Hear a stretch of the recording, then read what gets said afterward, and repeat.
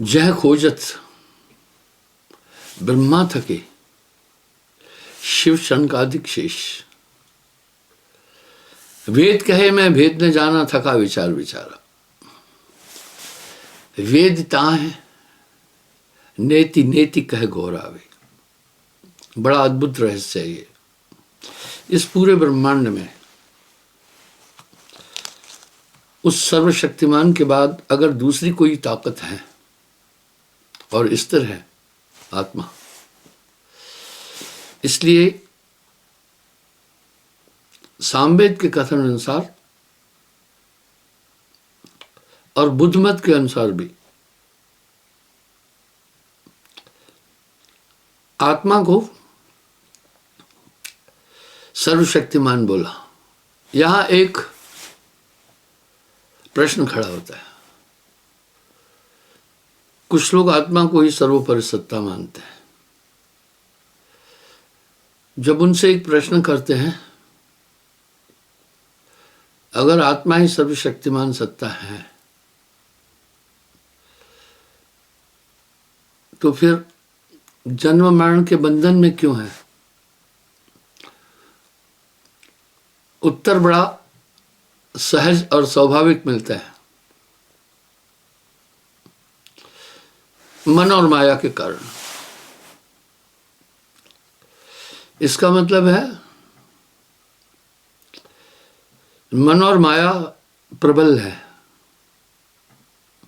लेकिन मन और माया मिलकर आत्मा का कुछ नहीं बिगाड़ सकते। बादल सूर्य के प्रकाश को आच्छादन करते, खत्म नहीं कर सकते। मणि कीचड़ में पड़ गई, कीचड़ मणि का कुछ नहीं बिगाड़ सकती, लेकिन अपनी गंदगी से उसको आच्छादित कर देती। मणि कुछ नहीं बिगाड़ सकती मणि का। इस तरह आत्मा न्यूनाधिक भी नहीं होती, पर आच्छादन हुआ। तो मैं जब कहता हूं भैया एक बात है, अगर आत्मा ही सर्वशक्तिमान है तो फिर क्यों बंधी है? इसका मतलब इसको आच्छादित करने वाला, बंधन डालने वाला एक पावर है, वो मन माया है। यहां साहब मन और माया पर बड़ी सहज व्याख्या दे रहे हैं। मन माया तो एक है, अब एक कैसे है? अरे भाई, माया तो पंचभौतिक तत्व है। निराकार मन ही को जानो। मन तो भावों का भावों को पहुंचाता है मनुष्य तक, लेकिन इनको एक इसलिए कहा कि मन की हर तरंगों के अनुसार बॉडी पूरा काम करती है, इसलिए इनको एक कहा गया। और आत्मा को बांधने के लिए दोनों का बराबर बराबर बल है। मैंने ये विषय कई बार उठाया है। संतो तन खोजे मन पाया, तन ही मन है, इंद्रिय मन है। इसलिए संयुक्त शब्द कहते हैं कि हम बंधे हैं मन और माया से। पर ये ग्रंथि बड़ी अद्भुत है। अनंत काल से, सृजन के प्रारंभ से ही आत्मा इस संसार में है, एक बार भी अपने मुकाम तक नहीं पहुंची है। झंझट बड़ा लंबा है। कितने तपसी तप कर डाले कितने तपसी तप कर डाले, काया डारी गारा, ग्रह छोड़ भय सन्यासी, तेव न पावत पारा। यानी इतना लंबा अंतराल हो गया, ये आत्मा वापस अपने स्थान तक नहीं पहुंच सकी।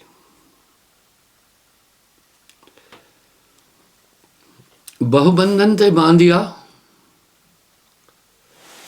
एक बेचारा जीव, जीव बेचारा क्या करे, जो न छुड़ावे पीव। यानी ये जीवात्मा अपने प्रयास से कभी भी पार नहीं हो सकती।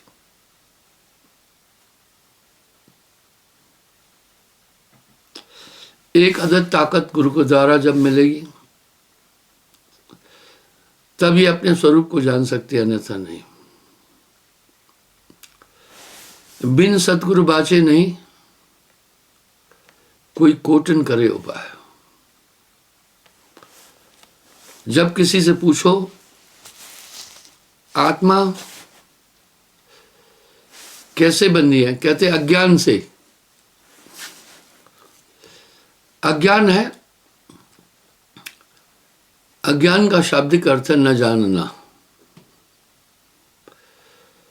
इसका मतलब है आत्मा अपने स्वरूप को नहीं जान पा रही है।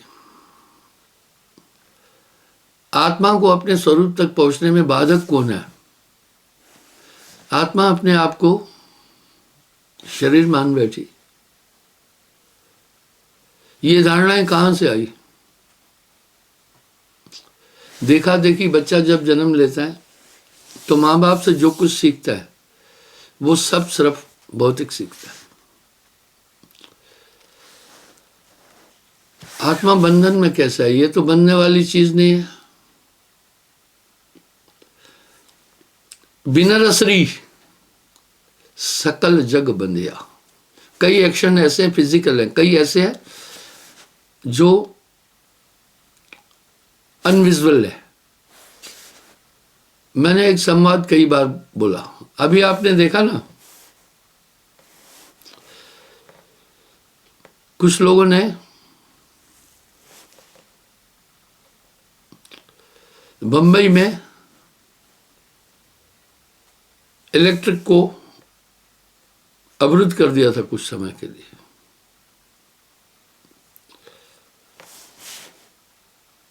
और आज से 20-25 साल पहले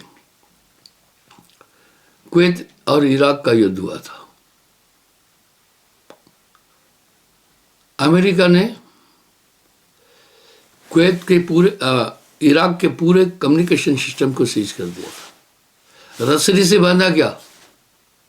नहीं, तरंगे। उन्होंने तरंगों के माध्यम से पूरे उसके कम्युनिकेशन को अवरुद्ध कर दिया। अभी कुछ लोग कह रहे हैं आने वाला युद्ध अलग किस्म का होगा। पहले इंसान हाथों से लड़ाई करता था, फिर डंडों से। यहां तक कि प्राचीन काल में गांव के सब लोग इकट्ठे होकर हाथी को डंडों से मारते थे। उसके बाद पाषाण युग आया, पत्थरों के हथियार बने। फिर धातु युग आया, धातुओं से फिर तीर तलवारों से लड़ाई होती थी। फिर बारूद का युग आया, तोप और गोलियों से युद्ध होने लगी। अभी आने वाला युद्ध कह रहे हैं बड़ा भयावह होगा। आने वाला युद्ध सैटेलाइट युद्ध होगा। आप देख रहे हैं बहुत सिस्टम सैटेलाइट से चल रहे। उस युद्ध में पूरा कम्युनिकेशन सिस्टम बंद कर दिया जाएगा। ये युद्ध बड़ा भयावह होगा। इसलिए कोई भी जहाज पानी में रास्ता नहीं ढूंढ पाएगा, वहीं भटकेगा। एरोप्लेन को नेविगेशन और दिशा नहीं मिलेगी। बैंकें पूरी सीज हो जाएगी। पूरा सिस्टम इस समय हम इंटरनेट पर आधारित हैं। तरंगों का युग आ रहा है। इसी तरह मन की तरंगों से ही इंसान पूरा काम कर रहा है। साहब के शब्द बड़े प्रासंगिक हैं। मन तरंग में जगत भुलाना। मन की व्याख्या साहब ने इतनी बेहतरीन तरीके से की है। मन हंसे, मन रोए, मन लेवे, मन देवे, मन ही सुरमा, मन ही कादर, मन ही दाता, मन ही सुन। वास्तविकता ये है, अभी भी हम सब जो भी काम कर रहे हैं मन की तरंगों से ही तो कर रहे हैं। क्या बात है, साहब की वाणी में कितने रहस्य हैं। मन की तरंग मार दे, बस हो गया भजन। क्या मार देना? मन ने तरंग उठाई कि चलो कश्मीर घूमने, ब्रेन फौरन वो तरंगे मस्तिष्क को एक्टिवेट कर देती है। मस्तिष्क विवश है, वो मन की तरंगों को फॉलो करता है और फिर मस्तिष्क पूरा चित्त आदि सबको, पूरे शरीर को आदेश दे देता है। पूरा शरीर उस मन की आज्ञा का पालन करता है। मन जाता है, जाने दे। गह के राग शरीर उतरा पड़ा कमान से क्या कर सकता थी। इस तरह मन तरंग में जगत भुलाना। जब आप एकाग्र होने के लिए बैठते हैं, मैं लोगों को अक्सर ध्यान में कैसे एकाग्र होना ये फार्मूला बताता हूं। सबसे पहले मन आपको कैसे बाधा डालता है। जब आप ध्यान में बैठते हैं, आपका और कोई काम नहीं है, आपको कुछ नहीं करना है, आपको सिर्फ एकाग्र होना है। जब आप एकाग्र हो जाएंगे, आपको अपना स्वरूप बोध हो जाएगा, क्योंकि आपकी आत्मा कहीं बाहर नहीं है।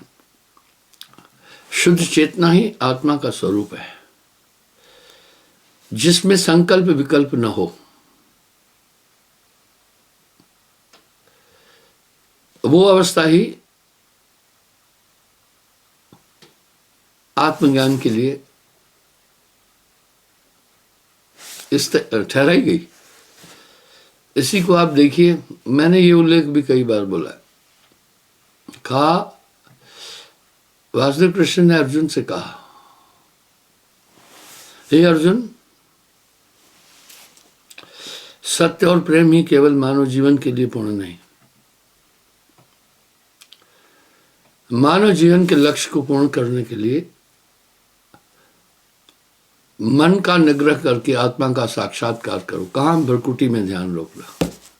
उन्होंने आज्ञा चक्र तक की बात की। बिल्कुल वो अपनी जगह पर ठीक बोल रहे हैं, क्योंकि आत्मा का निवास ही आज्ञा चक्र में है। वस्तु कहीं ढूंढे कहीं, कहवित आवे हाथ। कहे कबीर भेदी लिया तो पल में देत लखात। अभी यहां मना निग्रह का प्रसंग आता है। मन का निग्रह करो।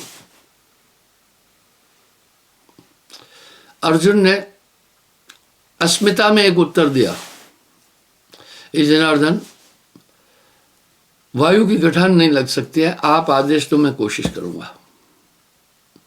उदति मंथन है, समुद्र का मंथन असंभव है, तदपि संभव है। आप अगर कहो मैं उसके लिए प्रयास करूंगा। वायुर गठंती, हवा की गठान नहीं बन सकती है। अगर आप कहें इसके गठान बांध के वश में करो, प्रयास करूंगा। लेकिन मना निग्रह के लिए नहीं बोलो। अर्जुन ने हाथ खड़े कर दिए। बड़ी बड़ी दिव्य शक्तियों को, रिद्धि सिद्धियों को प्राप्त करने वाले भी मन को नहीं समझ पा रहे। क्या बात है साहब की, मन है निरंजन सब है नचाए। और गण गंधर्व ऋषि मुनि देवा ये सब मिलकर हैं काल की सेवा। इसका मतलब है मन अत्यंत जटिल है। तो यहां क्या कह रहे हैं? कह रहे हैं भाई सुनो, ऐसा नहीं है कि मन पछत हो रहे हैं, किसी भी तरह ये बस में नहीं आ सकता है युक्ति से। कुंजी बताए दूं मैं ताला खुलन की, करो रे जतन सखी साहिब मिलन की। तो कैसे? आप देखते हैं ना,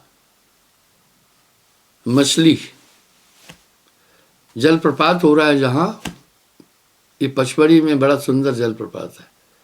मैंने एक दिन वहां देखा, मैं वहां अध्ययन के लिए गया था। तो मछली कम से कम 70-80 फीट ऊपर से पानी नीचे गिर रहा था, धार। मछली उस धार से ऊपर चली गई। वाह, मछली उस धार से, हालांकि धार का प्रवेग जो था वो नीचे की तरफ था, लेकिन मछली धीरे धीरे अपनी शक्ति लगाकर ऊपर की तरफ चली गई। यहां ये प्रयोजन है, आपको एक युक्ति आ जाए तो फिर मन बस में हो जाएगा। नाम होए तो माथ नवावे, साहब कह रहे हैं नाम होए तो माथ नवावे, ना तो ये मन बांध नचाए। ये दुनिया को नचाता है। इसका मतलब है शुद्ध चेतन अवस्था ही आत्मा है, ये कह रहे हैं।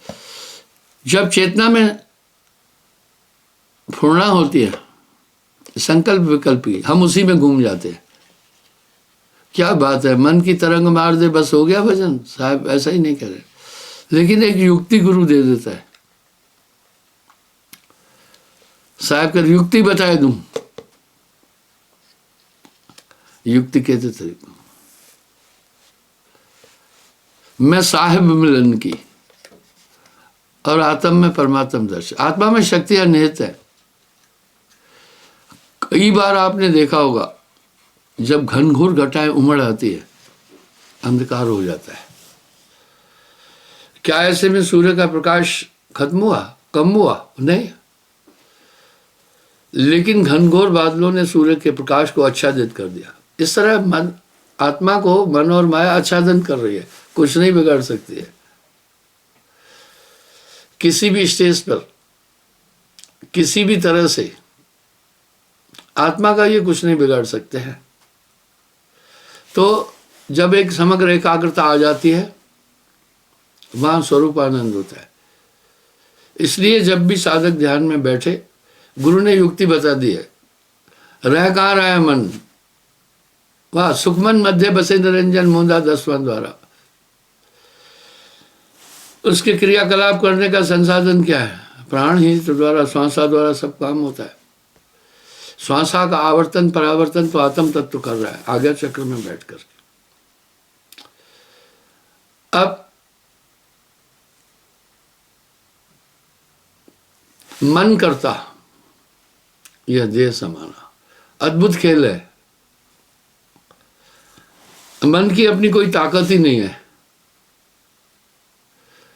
बस इसको ये अज्ञान दे दिया, इसने सबसे पहले ब्रह्मवश अपने शरीर को सत्य माना। जब ये आत्म साक्षात्कार कर लेता है, तब उसे पता चलता है शरीर से मेरा कोई संबंध नहीं है। शरीर तो मेरा एक संकल्प है केवल, मेरा मनन है केवल। वो वैसा ही है जैसे अज्ञानवश बालक अपनी परछाई में दूसरे इंसान का स्वरूप अनुभव करने लगता है। और परछाई किससे चल रही है? अपने अस्तित्व के द्वारा ही। परछाई का अपना कोई अस्तित्व नहीं है। इस तरह सच में देखा जाए, मन का कोई अस्तित्व नहीं है। ये आपकी शक्ति के द्वारा ही पूरा काम कर रहा है। बस मन की एक तरंग आती है आपको जब आप साधन में बैठेंगे वो कहेगा एक तरंग आएगी, आप एक बहुत बड़े फैसले के साथ बैठते हैं कि आज मैं एकाग्र होकर के अपने स्वरूप तक या प्रभु तक जाऊंगा। देखिए तरंगों में कितनी ताकत है। थोड़ी देर में एकाएक आप लक्ष्य को भूल जाते हैं। एकाग्र होने की बजाय आप उन मन तरंग फेंकते हैं, उसमें घूमने लगते हैं। उदाहरण के लिए मन ने तरंग दी कि अपने एक मित्र से मिलने जाना, ये एक तरंग आई। अब आप क्या करते हैं, उस तरंग में मन आप आगे पूरा काम आप खुद कर रहे हैं, उस तरंग में आप अपना पूरा कंसंट्रेशन समाविष्ट कर देते हैं। जब आपका ध्यान उस पूरी तरंग में चला जाता है तो आप आज्ञा चक्र में न होकर उन दृश्यों की तरफ, उस स्थानों की तरफ आपका ध्यान उलझता है। वाह, सूरत फंसी संसार में, सूरत फंसी संसार में ताते पड़ गए दूर, सूरत मान स्थिर करो आठों पहर। अगर आप उस संकल्प को डाइवर्ट कर देना था तो कुछ भी नहीं था, कुछ भी नहीं था। पर मन की तरंगे पढ़ना है, ये अति सूक्ष्म है। अगर मन की तरंगे स्थूल आपको आती दिखाई दे तो फिर मामला ही खत्म है। फिर मैंने कठपुतली का उदाहरण दिया। कठपुतली का रहस्य यह है कि नचाने वाला, उसके हाथ में डोरियां हैं, पर डोरियां इतने बारीक कलर से हैं जैसा पर्दा टांगा गया है, उसी पर्दे की जो सूत्र है वही सूत्र डोरियों में, वही वैसा ही डोरियां हैं, इसलिए वो नहीं दिखाई देता है। मैंने ये एग्जाम्पल भी दिया है पहले। इसलिए मन की तरंग नजर नहीं आ रही है। अब साहब बोल रहे हैं, अब आप देखिए सफेद कपड़ा है,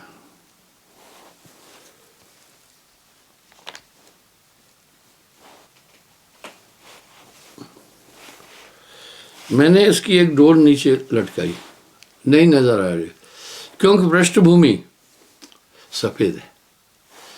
इसी तरह शरीर की पृष्ठभूमि भी ऐसे ही है। जब हिलता जुलता आप काम कर रहे हैं तो आप कह रहे हैं मैं ही कर रहा हूं। मन चीने कोई बिरला भेदी, इस तरह बहुत कंसंट्रेट होने के बाद में मन का अस्तित्व समझ में आ जाता है। तब आत्मदेव जानता है मैं केवल मन की तरंगों के कारण ही पूरे काम कर रहा हूं। मन को मार गगन चढ़ता है। और ये तरंगे इतनी बारीकी से आती है कि पूछो मत। तरंगे आकर के एक्टिवेट हो जाती है, आपकी बॉडी वो काम करती है। जैसे आपके पास वेव आई साउंड की, रास्ते में नहीं दिखी, क्या बात है, मस्तिष्क पर पहुंचकर क्रियान्वित हो गई।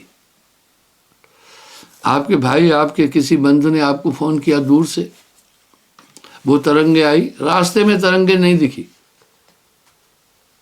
पर वो तरंगे डाइवर्ट भी हो सकती है। ऐसे ऐसे उपकरण हैं। वो तरंगे जब आई मस्तिष्क पर आकर एक्टिवेट हो गई। तब ये मस्तिष्क बड़ा चापलूस है। ये मन का एक रूप है। जो मन आज्ञा देगा मस्तिष्क उसको करेगा।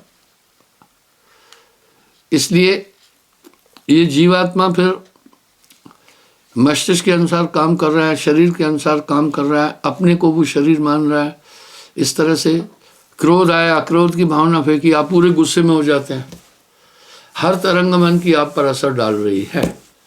विषय विकार की तरंग आ गई, आप पूरे एक्टिवेट हो जाती है पूरी बॉडी। कोई पिछली अगली बातें याद आई, आप उसी में समा जाते। यही रहस्य है बस।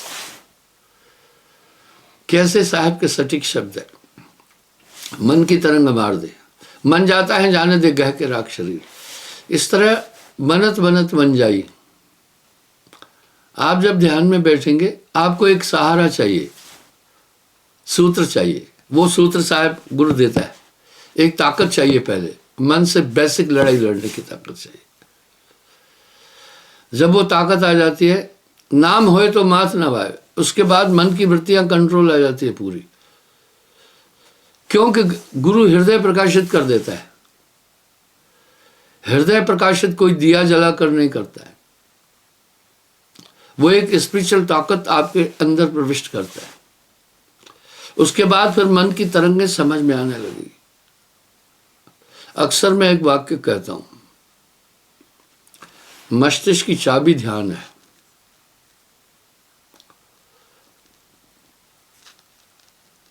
मस्तिष्क की चाबी ध्यान है। अगर ध्यान हट जाएगा कुछ भी नहीं हो पाएगा। और ध्यान की चाबी नाम है, और नाम की चाबी सत्संग है, गुरु के पास है। इसलिए कुंजी बताए दूं मैं ताला खुलन की, करो रे जतन सखी साईं मिलन की। जब ये शक्ति उसके पास आ जाती है, मन की पूरी तरंगे पढ़ता है। जब मन की तरंगे पढ़ता है तो उनके अनुसार काम नहीं करता है, बस तब मन जाता है जाने दे गह के राग शरीर। मन की अपनी कोई सत्ता ही नहीं है, इसलिए मन न सजीव है न निर्जीव है, इनकी मध्य स्थिति है। आत्मा शरीर में भी नहीं है, आत्मा शरीर के बाहर भी नहीं है। वाह, ये कैसी विडंबना है। ये ग्रंथि ऐसे नहीं खुल सकती है। बिन सतगुरु बाचे नहीं, कोटिन करे उपाय।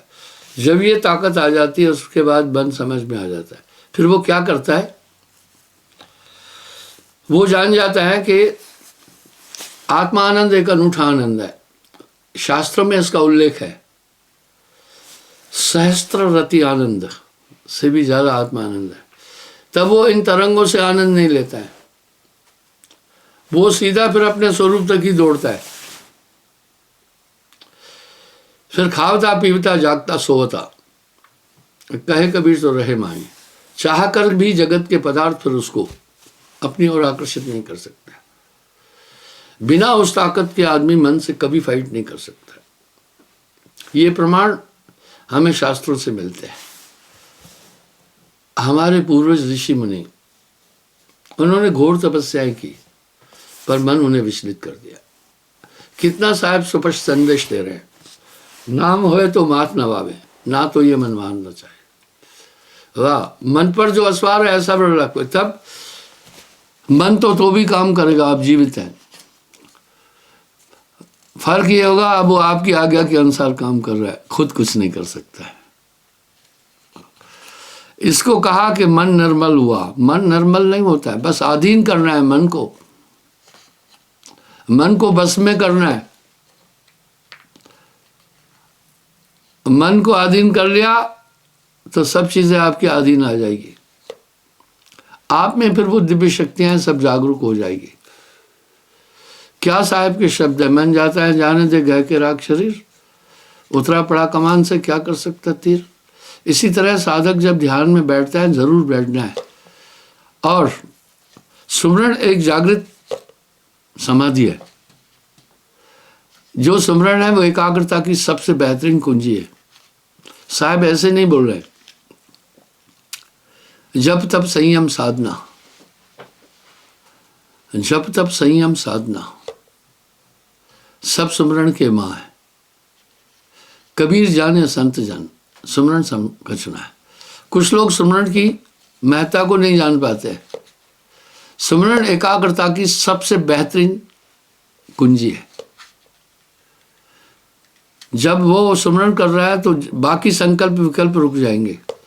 और सुमरण भी कैसे करना, साहब ने पूरी कहा, जो गागर पनिहार सुमरण से मन लाइए जैसे दीप पतंग, सुमरण से मन लाइए जैसे चंद चकोर। यानी जब ये एकाग्रता का एक संसाधन है। जब आप वो सुमरण, वो सार नाम, उसमें बड़ी ताकत है। जब गुरु देता है तो नाम हो तो मात ना हो, फिर ये मन आधीन आ जाता है। आप प्रैक्टिकल अपनी जिंदगी में देखिए, आपका मन पहले बड़ा प्रबल था, जो चाहता था आपसे कराता था, जहां चाहता था आपको ले जाता था। अभी परोक्ष अपरोक्ष रूप से आप मन को समझते हैं, आप मन की तरंगों में नहीं जा रहे। मन के आकर्षण आपको आकर्षित नहीं कर सकते हैं। जगत के पदार्थ आपको वैसे आकर्षित नहीं कर सकते जैसे पहले करते थे। वह काग पलट हंसा कर देना, ऐसी ताकत गुरु शिष्य में समाविष्ट करते हैं। गुरबिन हृदय शुद्ध ना होई, कोटिन भांत करे जो कोई। वो दिव्य ताकत जब प्रेषित करते हैं गुरु आपके अंदर, केवल उसी से ही आप मन पर विजय प्राप्त कर सकते हैं, नहीं तो नहीं कर सकते, असंभव है। केवल एक ही वो दिव्य शक्ति, उसको नाम की संज्ञा दी। गोस्वामी जी ऐसे ही नहीं कह रहे हैं, कली में केवल नाम आधारा, समर समर भवोत्रो पारा। आदि इन शब्दों से बड़ा सुस्पष्ट हो जाता है सुमरण की महत्ता बड़ी अनूठी है। नाम जपत कुष्ठी भला, वाह, नाम जपता कुष्ठी भला। चुह चुह गिरता चाम, कंचन केरी देह, बिना नाम के काम। मैं एक उदाहरण देता हूं। दूध में काफी पेय समान औषध नहीं, काफी तत्व है। पढ़ा लिखा अगर पिए तो भी वही काम करेगा, अनपढ़ पिए तो भी वही काम करेगा। इस तरह से नाम ने तो कई ऐसी ऐसी विभूतियों को तारा। नाम कोटि खल कुमत उबारी, नाम कोटि खल कुमत उबारी। खल अपराधी, पापी, दुष्ट, कोटि खल कुमत उबारी।